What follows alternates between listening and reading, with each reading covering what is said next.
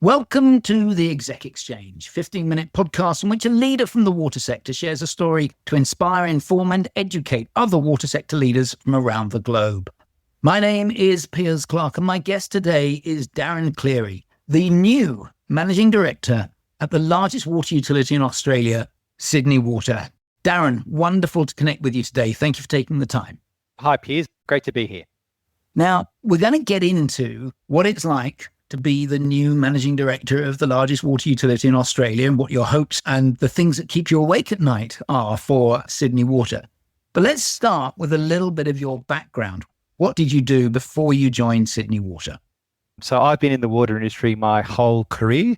I was an engineer by training, spent a very short time in consulting and realised I wanted to be in an operating business. So interestingly, I joined Sydney Water on their graduate program. I spent about 7 years there. I then, for lifestyle reasons, went a little bit further north to a regional city, Newcastle, and I joined Hunter Water Corporation and I stayed there for over 20 years.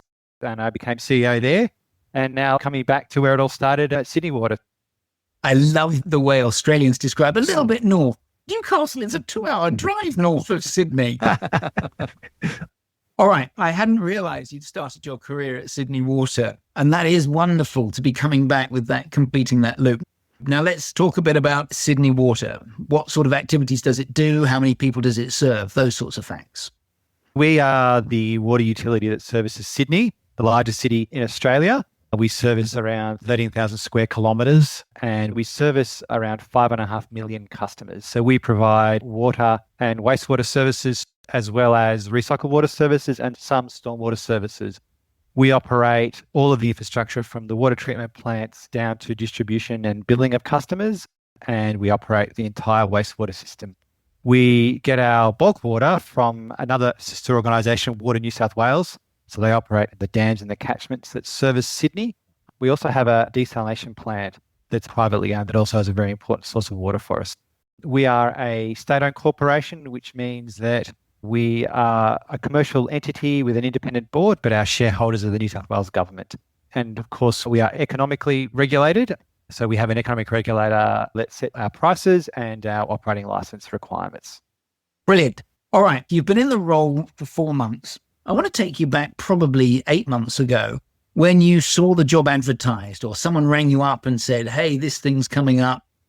Do you want to put your name in the ring? And what was that first impression? Because you'd already been at Sydney Water. You knew it perhaps too well. Was there a shiver of excitement or was there, oh, this would be going backwards? No, it was certainly excitement to the opportunity. So, Sydney is the largest water utility in Australia and it's got some big challenges. So there's very rapid growth occurring in Sydney.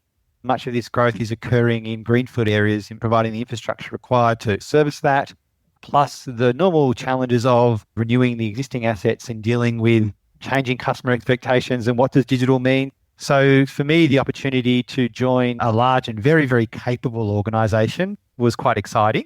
And I felt that the leadership that I could provide and some of the lessons that I'd learned operating in essence the same regulatory and stakeholder environment at Hunter can help the business continue to grow. All right, so how's it going? I'm in my 4th month and I'd say I'm still certainly getting my head around the business. Well, as I said, it's a very capable business with very great passionate people. Certainly my experience, people in the water industry really believe in what we do and in the community service ethic. So from that perspective, it's a wonderful organisation to lead because we've got passionate people. Excellent. Darren, you never know how long you're going to be managing director for, but let's assume that you've got a good tenure. You've got a good 5 years at least. What is it you're hoping to achieve in that 5-year period?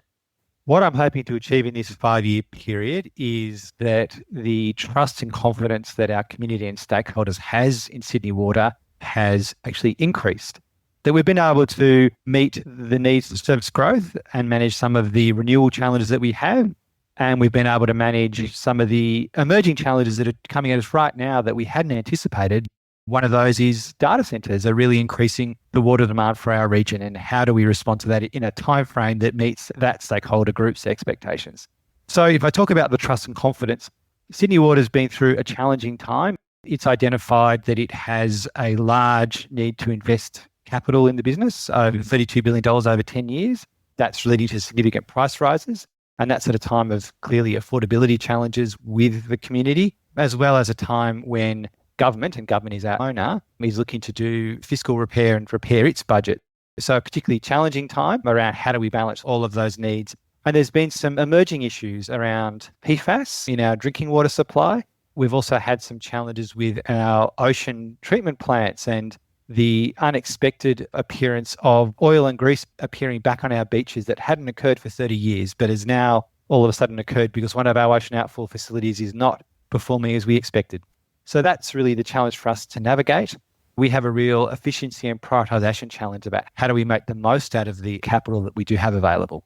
And then thirdly, we have this rapidly changing environment with data centres wanting to come into the region with a very large potential increase in water demand. And how do we best service that in a way that doesn't increase prices for the broader customer base and doesn't reduce their level of service? So they're the three big challenges, I'd say, that we've got ahead of us. The thing about those challenges is some of them are traditional legacy-related, infrastructure-related challenges, just stuff getting too old, it's expensive to replace. We're in a cost of living crisis. Nobody can do it. All of those things, which actually play in brilliantly to your background in asset management and operations and maintenance. Hopefully you can hit the ground running really fast with those, or at least have some experience that you'll be able to build upon. The data center one is intriguing because it's a whole new market. It's a new important client that you've got to serve, and that they're drawing a significant proportion of the resource that you want to keep for the good citizens of Sydney. Well, that's right. And they are powering the new economy.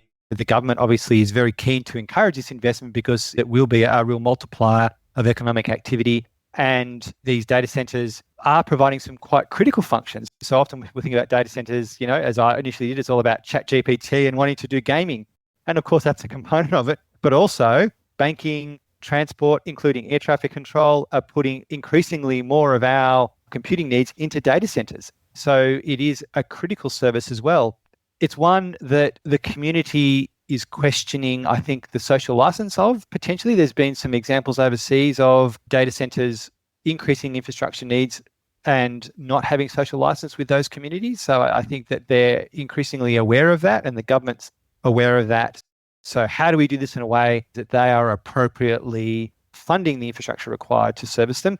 Certainly, we're looking at and trying to preference the use of recycled water for many of these operations, and looking at how we do get the funding mechanisms and pricing mechanisms right so that they contribute appropriately towards that infrastructure. And we're getting the trade-off right from a system perspective between how much water they use and how much energy they use, because there's a quite interesting interplay there. So that system perspective is really important. How are you going to prioritize the data center versus providing water and wastewater services to the public? This is all about engaging with industry and getting the policy settings right with government so that the way that we price means that the investment needed to specifically service them is met by those industries. So they do have the financial wherewithal to provide or fund that infrastructure. For us, it's about how do we get those commercial frameworks and how do we work with government and with the data center industry. Yeah, I get that with the data centers, you've got a technology angle around reusing water to minimize the impact on the raw resources and the commercial side. So it feels like that's a problem with sufficient brain power you can resolve. Now let's come back to the one you mentioned earlier, the oils and fats coming out of the wastewater treatment plant. How's that one going to be solved? There's no obvious solution is part of the challenge. The exact reason why we've seen a plant that operated quite reliably for 30 years and all of a sudden is now not operating as we expected, we're still trying to work through. This facility services 2 million of our customers. So it's our largest facility and it's in a very constrained area. So it's on the coast in Sydney and there's very limited land to expand this facility, very expensive to expand.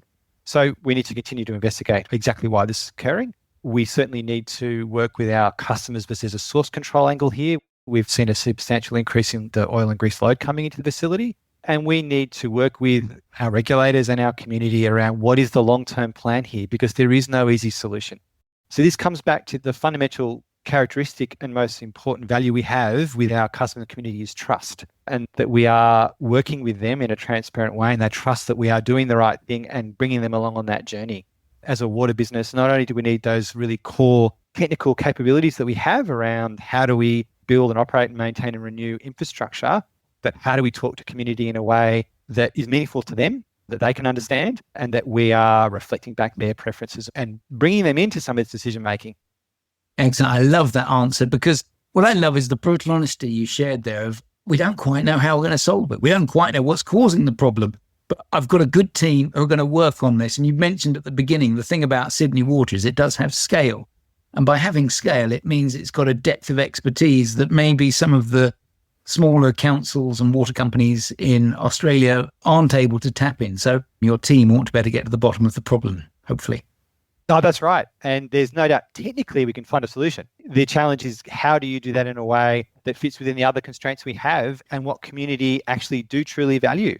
Are they willing to pay for that solution? That's the real challenge for us as an organisation. All right, let's talk about your style. Let's talk about what it's like to work in Darren Cleary's team. What would you like it to be like? What I would like it to be like is that it is a high trust environment, that the people that are working with me feel empowered to make decisions and to solve problems, and that we are curious and really value learning. We are dealing with challenges that aren't simple, that aren't easy.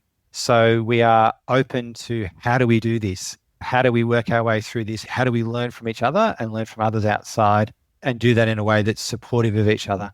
A no-blame culture, a learning culture, and an open and transparent culture. That to me is one of the most important characteristics or most important values. Yeah, and that no blame thing, it's so important because it means that people can come clean when something's not working out. You know, water utility, you don't want anyone burying bad news that then pops up being 10 times worse 6 months later because it wasn't flagged early enough. Couldn't agree more. Water utility, things go wrong all of the time. So what we want is an open culture that we acknowledge and we respond as quickly as we can in an empathetic way. No blame culture is really around, when something doesn't go to plan, what can we learn from it? What does that tell us? What do we do differently next time? Excellent. Darren, we're running out of time, and we always like to finish with a reflective question. And it's a question of, if you could go back 20, 30 years before you joined Sydney Water as a graduate, what advice would you give a young Darren Cleary then? The advice I'd give is that the most important thing in being successful in your career is working with people who have the same values as you. And as you become a leader, the importance of having people who work with you and for you that are aligned with your values. So absolutely, culture is the most important thing. Of course, technical skills are essential, but you'll find many people who have the technical requirements and technical skills that you need to solve the problems. What is the most important thing is how they go about doing that. You have been listening to the Exec Exchange with me, Piers Clark, and my guest today has been Darren Cleary, the new Managing Director at Sydney Water. Thank you to our sponsors, and until next time, keep asking questions, keep sharing, and keep safe.